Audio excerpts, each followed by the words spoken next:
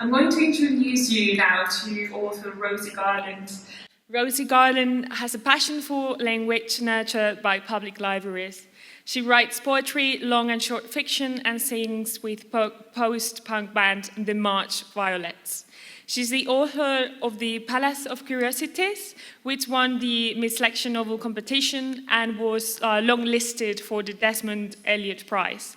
Vixen, she's also written Vixen and The Night Brother, which was described by the Times as a delight with shades of Angela Carter. Her new novel, The Fates, is a retelling of the Greek myth of the Fates. And her latest poetry collection, What Girls Do in the Dark, was shortlisted for the 2021 Plenaria Prize. Bob McDermott has named her one of the most compelling LGBTQ+ writers in the UK today. In 2018 and 2019, she was an inaugural writer-in-residence at the Joan Rylands Library, Manchester, and in 2023 was made a Fellow of the Royal Society of Literature. So whenever you're ready, Rosie, the floor is yours. Thank you, Marta. Thank you so much. And also, I want to say a really, really big thank you to Miriam for inviting me here today to the University of Salamanca. I was so excited and happy when I got the invitation, so it's a genuine thank you. It means the absolute world to me. And also just to say that the novel came out on Tuesday, so Salamanca is the premiere. It is the very first place to hear about the novel The Fates, so I'm very happy that you are the first. So, also, so I do drink a lot of water. I say this at the start of all my talks. All my writing, whether it's song lyrics, novels, or poetry, is 100% created by me as a human, and there is nothing with the use of AI. I'll just say that at the beginning. So, this novel, The Fates, my talk today is out of the margins and reclaiming centre stage. And it's how I use the power of historical fiction and the rewriting of myth to give voice to the voiceless. So, as an introduction, there's an English saying, history is written by the winners. And in my historical fiction, which is set in the 19th century, Middle Ages, and now ancient Greece, I create narratives of defiance to that saying. I give voice to those hidden from history and marginalized from standard, mainstream, historical and mythological texts. I tell the truth, but I tell it slant. In my previous novels, Palace of Curiosities and The Night Brother, which are neo-Victorian novels, and I also discussed them at the University of Malaga in 2020. Thank you to Rosario Arias. In those novels, I explored 19th century and current dialogues about freakery and queer agency. My new novel, The Fates, is a feminist reimagining and retelling of the Greek myth of the Fates. The three sisters, Clotho, Lachesis, and Atropos, who spin, measure, and sever the thread of human destiny. So in this talk, I shall focus on the power and potential of reimaginings and retellings to create narratives of vindication, because I reclaim and reoccupy these standard texts to create a narrative dynamic where previously overlooked and sidelined characters are placed centre stage, going from silence to speaking out, because I believe representation matters. So, first slide, please. Oh, right.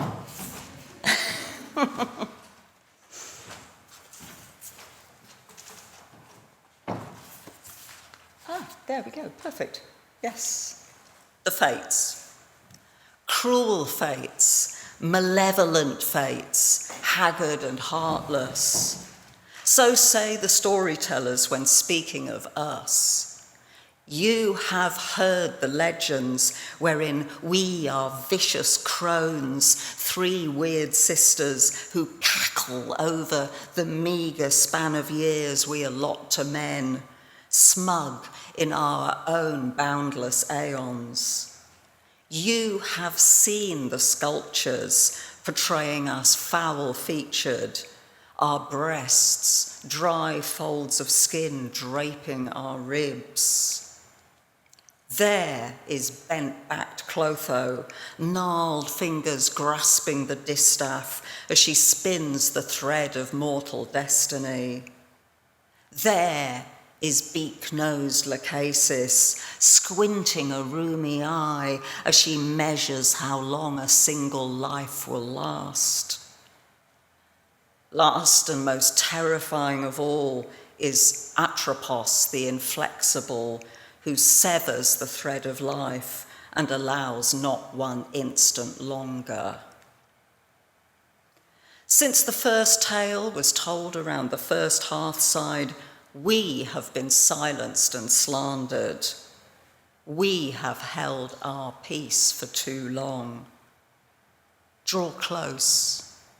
For the first time, we shall speak in our own voices and tell the plain truth. So that's the opening page of the novel, and it's the idea of the fates saying, that's how we've been sculpted, but here's the truth. And Pat Barker, who wrote The Silence of the Girls, which was her amazing retelling of the Iliad, said, history is then, myth is now. And this underlines some of the reasons why I have a lifelong passion for ancient myth, and which is why I chose ancient Greece instead of neo-Victorian for my next novel. So, to go back in history, a very early memory is of my grandmother reading me folktales and legends. And without leaving the safe harbour of her arms, I could travel far away from my isolated childhood rural home. From fairy tales to Alice in Wonderland, Asterix to Beowulf, science fiction to science fact, I explored new worlds, learnt new things, thought new thoughts. And always I was drawn back to ancient history and myth. It was the beginning of a love affair that's still going strong. Okay, but as a child, the ancient world of myth and legend was the Hollywood movie Jason and the Argonauts on Sunday afternoon TV. In glorious technicolor, it had bleach blonde goddesses with crimson lipstick and square-jawed warriors in leather miniskirts. Jason was the hero, without question, wildly handsome, and the favourite of the goddess Hera. However, the sword-fighting skeletons and bronze giants couldn't dispel a sense of unease. Even as a child, I knew something wasn't right.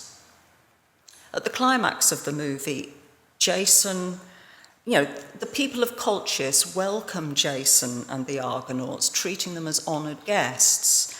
And Jason repays their generosity by stealing their most treasured possession, the Golden Fleece. He also abducts the king's daughter, Medea. Everything is justified as the will of the gods. More accurately, Jason says the goddess Hera told him to do it. We have the word of the hero. It must be true, mustn't it? It was the first time I encountered the notion of history being written by the winners. And as I grew, I learnt about times in the past and the present when the theft of resources, land, and peoples has been carried out in the name of kings or defended as progress. It seemed the colourful myth of Jason and the Argonauts contained hidden questions. I wondered, what if the story of the marauding thieves, Argonauts, might sound like if told from the point of view of the people of Colchis or Medea? In Jason's version, she can't resist his manly charms and falls in love at first sight. I wondered what if, for a change, we heard her side of the story. Can we have slide 3, please? And so as I grew up, I read more novels, and I'm going to just reference 3. And I was drawn to stories of outsiders, people who won't or can't fit those narrow templates on offer and the friction that occurs when they try. And so I read just these 3 examples, and they resonated deeply. So there's Jean Rhys's enthralling Wide Sargasso Sea from 1966, and that's told from the viewpoint of Bertha Rochester, who's the so-called mad woman in the attic from Jane Eyre. Next, there was Mary Renault's re-queering of the life of Alexander the Great, the Persian boy. And it's especially radical considering it was published in 1972, and that's only 5 years after homosexuality was decriminalised in England, and 9 years before it was decriminalised in Scotland. And then in 1979, there was Angela Carter's Gothic retelling of fairy stories in The Bloody Chamber. I could go on and on and on and on. These are just 3 that stand out. Here were writers exploring the issue of who tells the story, and they came to refreshingly different conclusions.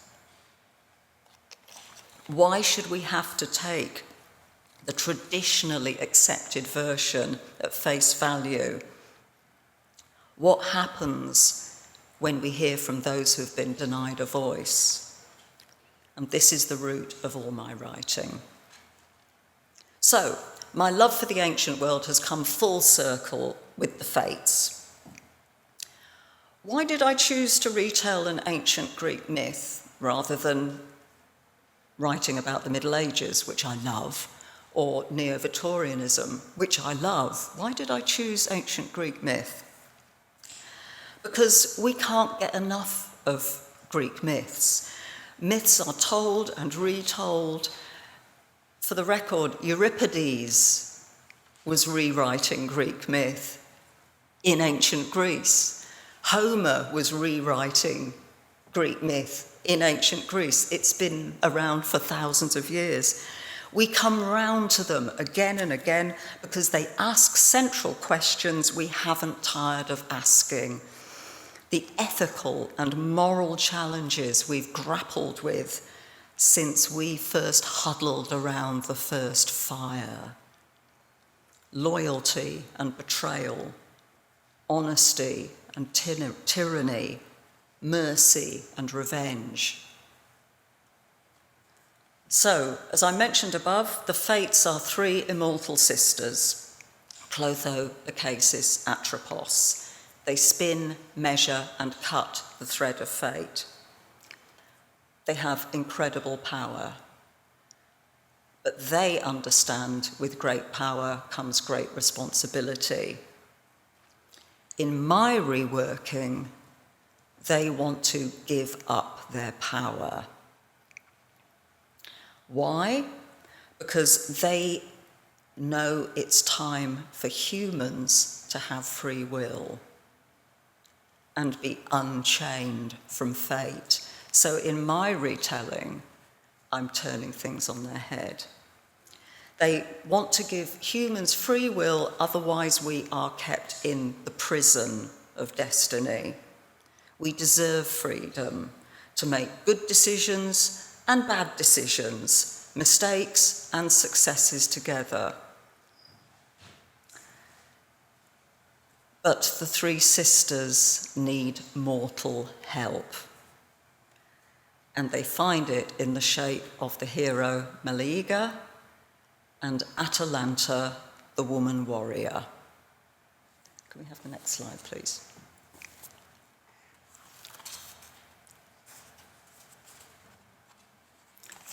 And I'm going to be doing some more spot readings throughout the talk. So this is the Fates talking about how they get Atalanta, the warrior female, and Meleager, the warrior male, involved. We spin, we measure, we snip. We are endless. For us, there is no death. Neither is there growth. We spin the radiant thread of life, yet can only watch as mortals revel in its urgent and tantalizing joy. Not for us the leaping of the heart with new love, nor the agony of grief.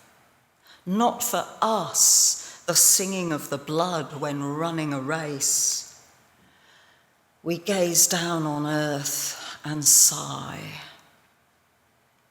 But now we have a special task. We watch over the huntress Atalanta, beloved of Artemis. We watch over Meleager, hero of the Argonauts. Follow the line of our intention from Olympus down to the Middle Sea. See Atalanta standing at the prow of her ship, peering ahead, eagle-eyed and eager. Wind tangles her hair, her bow is slung across her breast, arrows tipped and ready. Across the gem-green sea, Atalanta and Meleager are hastening towards their fates, and we must follow. On their frail mortal shoulders rests the future hope and destiny of all humanity. More than Achilles, Agamemnon, Theseus, and Helen combined, this man and woman will change the course of history forever. At what dreadful cost, we shall reveal. Thank you. Because the Fates want to give up their power. The gods have got different ideas. The gods do not want to give up one morsel of power, and so they fight the Fates at every turn. In my novel, the gods regard humans as inferior playthings, toys they can break and throw away when bored. They want humans to remain terrified and helpless. So, there are a lot of Greek myth retellings at the moment. There are a lot of them. But very few of them choose to explore the lives of outsiders. A lot of them stick very close to the original myths. One of the advantages of the Fates in Greek myth is that there's almost nothing, which is marvellous for me as a writer, because I can make it up. Hurrah. So, one of my favourite characters, because I haven't got time to talk about all the characters, one of my favourite characters, not surprisingly, is Atalanta. She is an outsider socially, with gender, with sexuality. She does not conform to expectations and refuses to accept the double standard of behaviours imposed upon women, past and present. Her outsider nature shows them up for the arbitrary nonsense they are. And her road is a tough one. She faces many struggles. For example, at her birth, she's thrown onto a mountainside to die because she is born a girl and not a desired boy. Next slide, please. Which is this one, Atalanta. Where to begin? There are scores of tales told about me, each wilder than the last. One tells how I struck a rock with my spear and a spring gushed forth. Another, that I wrestled the hero Peleus and tossed him high as the moon. Another, that I, the only female Argonaut, was the one to seize the golden fleece and lay it at the feet of, and spread it at Jason's feet. Good stories, every one. Wait, there are others, less succulent. They also say I was turned into a lion because my husband offended Artemis. That's the funniest of them all. Not the part about the lion. No, the husband. These tales are taller than me, and that's saying something. They are the invention of storytellers, not one of whom bothered to meet the woman herself. Here is my story, plain and unadorned. No elegant description, no flowery turns of phrase. If you choose to listen, be welcome and let us call each other friend. If you choose to close your ears and leave, I bear no ill will. Go in peace, and may Artemis bless and keep you. In any case, does it matter overmuch which tales are true and which false? They are fine diversions to while away an evening with a goblet of wine, the arms of one's beloved wrapped around one's waist. Besides, what is truth? A good question. One story, I swear, is true, the most fantastical of all, perhaps. My mother was a bear. So, Atalanta does not die on the mountainside. She's rescued and raised by a bear.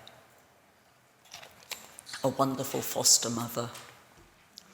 But as she grows, she feels isolated.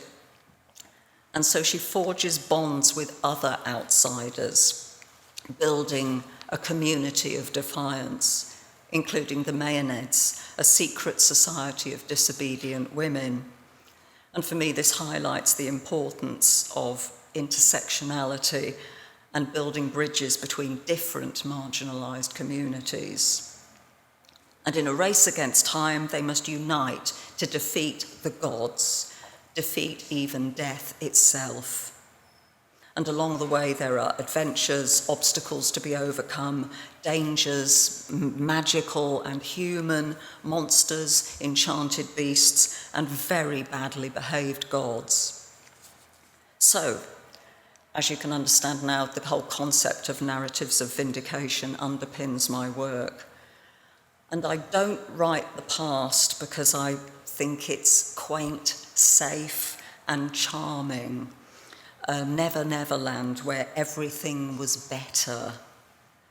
When I encounter fictionalizations portraying people from long ago as one-dimensional tropes, the simple peasant, the swooning damsel, the square-jawed hero, I switch off. I disagree with the English saying, the past is another country, they do things differently there. My personal conviction is we haven't changed much. We share the same motivations.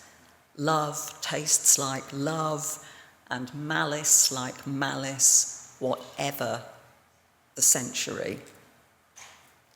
And in writing the past, particularly when there's not much in the mythological record, I find a freedom to plunge into fictional voices.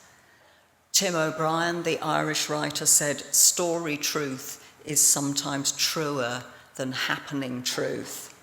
And I agree with that. And I love slipping things under the radar, telling the stories of those who don't make it into the history books.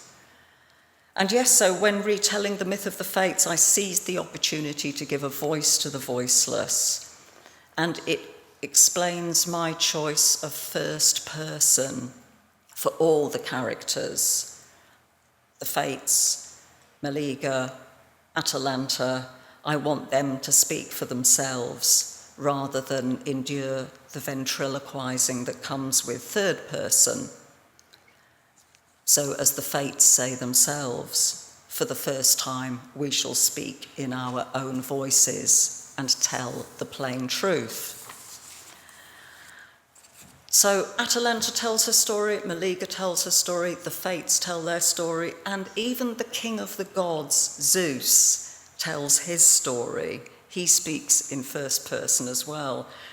He's a narcissist. He's completely uninterested in anyone but himself, and his sole motivation is to hang on to power, whatever the cost. Sound familiar? And okay, so why did I choose to give him his own voice? Why didn't I want to silence him? Because I wanted to I wanted to dig under that mindset and explore how it operates and why it's truly dangerous, especially at a time of global and climate crisis. To reiterate Pat Barker, history is then, myth is now. And also taking a step back in time can give me a sense of distance, which is vital when exploring big, complex issues and themes. As I said above, one of the themes of the fates is the nature of power. Who wields it wisely, who abuses it, and who gets trampled along the way. It's a timeless, universal question, as significant in ancient Greece as today. But told through the lens of adventure, I can explore these complex issues in an exciting and engaging narrative, but without descending into polemic. The thriller writer Tom Clancy says, "Tell the damn story." And I try to hold on to that. And also, I don't just want stereotypes of women with swords, waving swords around. I want there to be an emotional core to the fates, exploring where we find hope in difficult times, how to sustain love when we're surrounded by greed and destruction. Can we have the next slide, please? Thank you. So, to finish off with the words of Atalanta, remembering her mother, Arctos the bear, who nourished her on strong milk. I grew up free of the falsehood that girls are timid, so I became brave. I grew up free of the falsehood that girls are feeble, so I became brawny. I grew up free of the falsehood that girls are weak-minded, so I became clever. I grew up free of the falsehood that girls are inferior, so I became equal in weight. I became Atalanta. So at heart, I'm creating people who are complex, generous, greedy, curious, silly, striving, nurturing, disobedient, angry, weak, malicious, characters with unrequited desires because of guilt, self-denial, or fear of social condemnation. In short, characters who live and breathe and change as their desires change and develop. They get their hands dirty, struggling against the odds as they seize their own destiny. In the words of Atalanta, I rescue myself. And this is the beating heart of the fates. So for everyone who wants to hear another side, the story behind the story, who wants to hear from those shoved to the sidelines and denied a voice, for anyone who has felt pushed to the edges of their own story, perhaps, I wrote this for us. Thank you.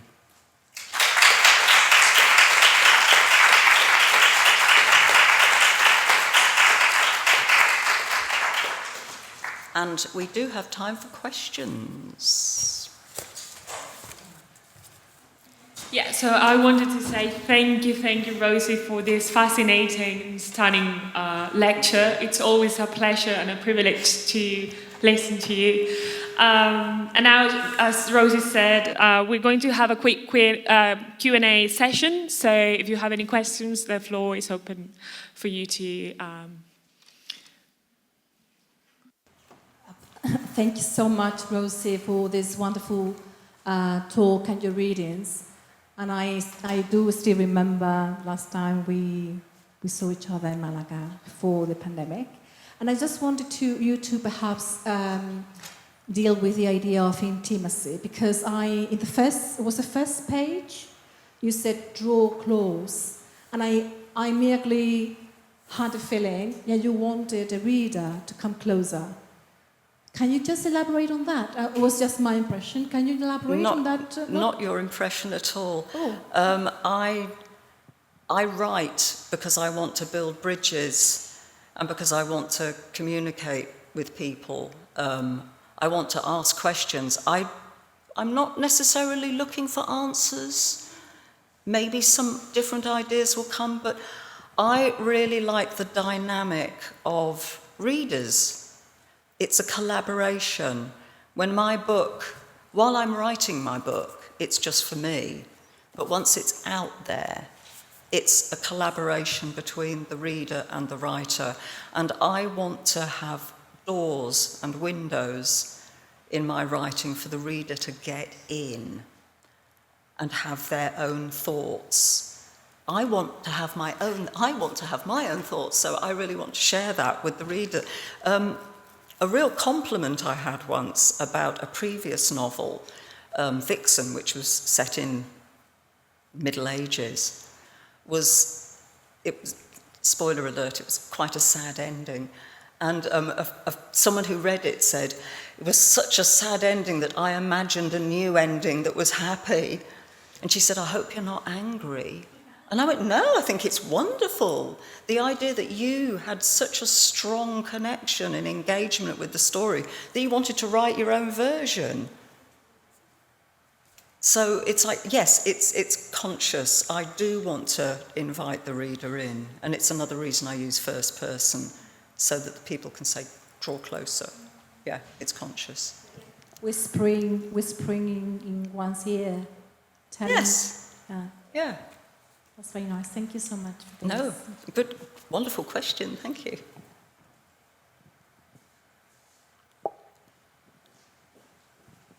Thank you. Thank you for that presentation and the reading of those passages.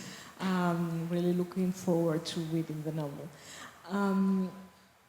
I'd like to return your question about where do we find hope? How do we create love and loving and care? Drawing on the Greek classics, even though they deal with universal questions and ethics, etc., but it could also give the reader the impression, maybe, that this is like another world really far away from ours. So where do we find hope? Here and now. I'm sure that you have this in mind when you are writing this novel, so I just wonder if you could elaborate on that. Yeah, thank you. I do have that in mind when I'm writing, whether it's poetry or fiction. And I often find that hope can be found in unusual places. A lot of my poetry has astronomy and astrophysics as its inspiration, kind of unusually maybe, because I find that looking out into the universe rather than always looking in and gazing at my navel can give me hope. It's because there's an optimism for me in thinking about actually how small I am. Not unimportant, but I'm a small part of an enormous cosmos. So I find that one of the things, I do put stars and astronomy into the fates. They do spend time looking up at the stars rather than down at their own problems.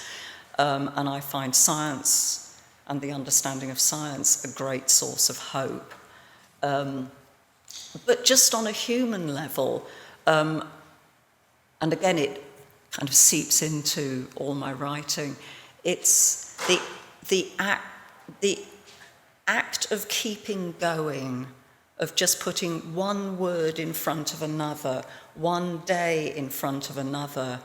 And something we were talking about at lunch today was just, and it's why I always say my work is human created and not with the use of AI, because I'm not surrendering, I'm not giving up. And sometimes it's very, very hard not to just give up and go, oh, it would be so easy if I just put 4 words into Mid-Journey. And so the idea of staying connected, I find my greatest hope comes from communion and connection with other creative people, whether that's in England or particularly in Spain. You know, in England we're told that we're not part of Europe. I'm going to defy that. I'm going to defy that by coming to Spain and speaking in I speak in English and I apologise. But part of my defiance is to continue to write. For example, in 2021, I had a new novel, not this one, and it was rejected 25 times and is still rejected. And it was very, very difficult, but I wrote a new novel. And for me, just this book is an act of defiance. And that's a very long answer. I apologise. I'm not very good at short answers. But I just keep going. It's really hard. And if you're finding yourself isolated and lonely, connect with other people, talk with people, make connections.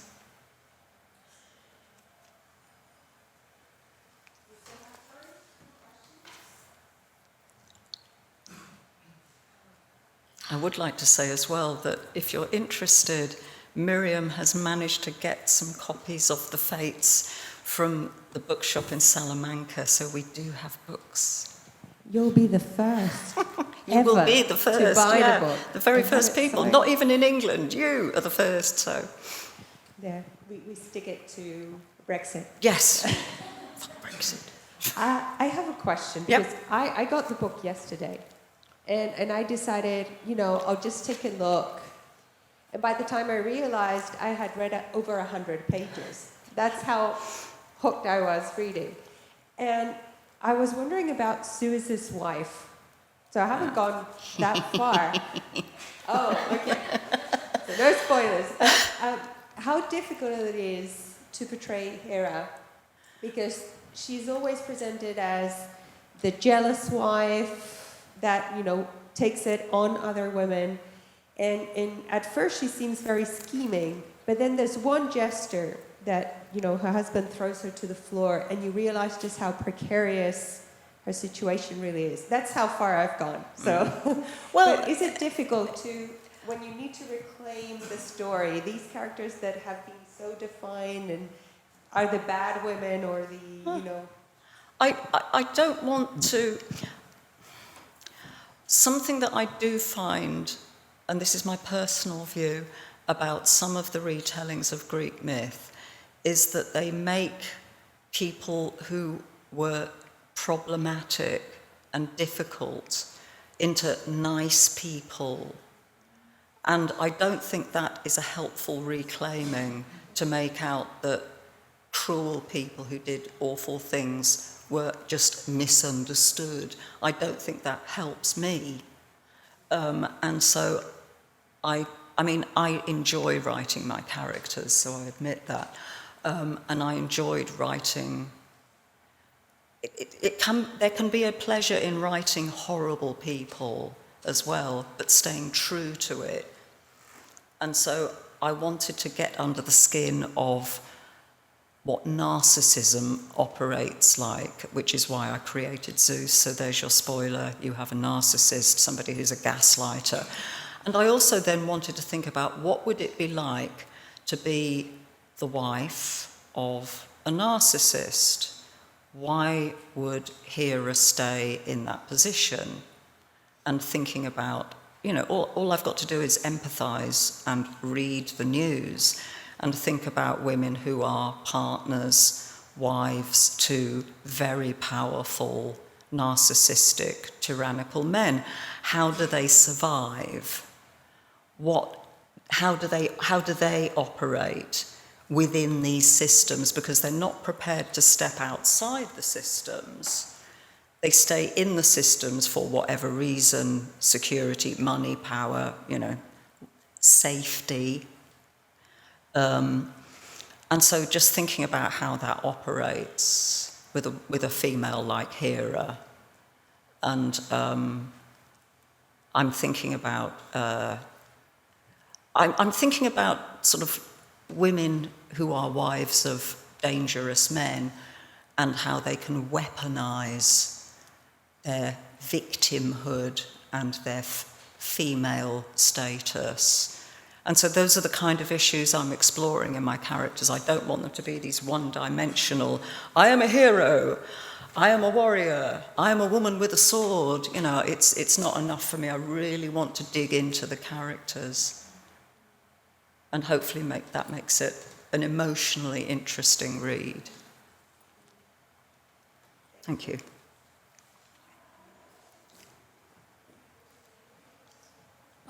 Well, I want to say thank you, because I felt really moved with everything you said. And I want to say that I like the way you said that if we need to find a place, this is for us. Everything you create is for us.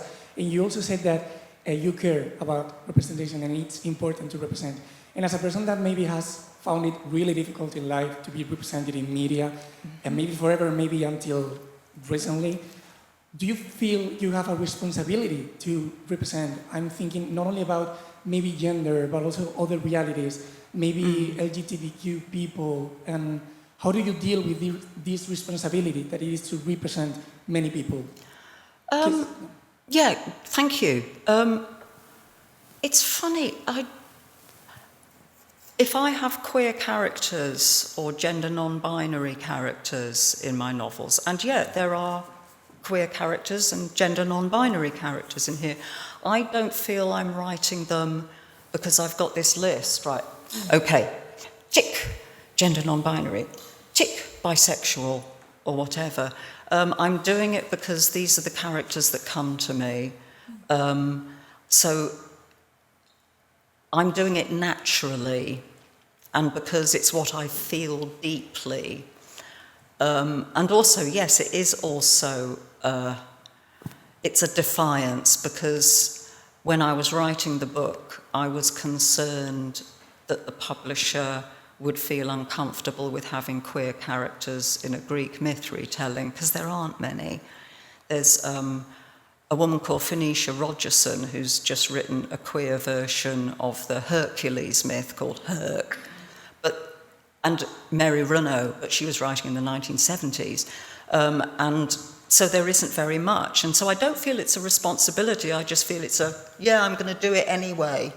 It's defiant rather than responsible. I wouldn't want to do it out of a sense of I must do this.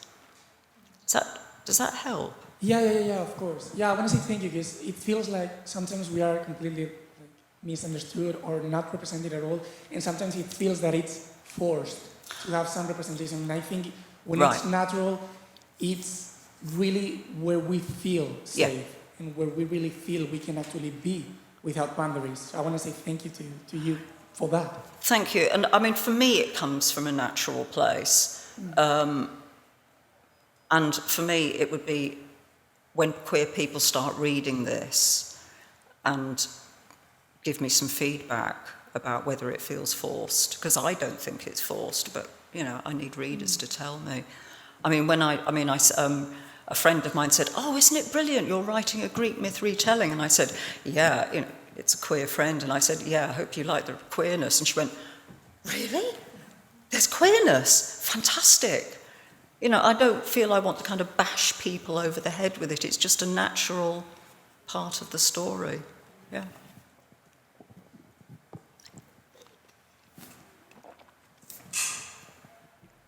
Okay, if we have no more questions, we have time now for the book signing. So if you'll join me in a round of applause. Thank you very much. Thank you. Thank you so much. Thank you. Thank you. That means the world. So, tenemos los libros ahí que podéis comprarlos y Rosie estará firmando aquí. Como digo, primicia mundial. El libro salió el martes. Sois los primeros del mundo mundial. Estará aquí. Tenemos media horita para firmar los libros. Tenemos a Mariano allí preparado. Se puede pagar en efectivo o tarjeta.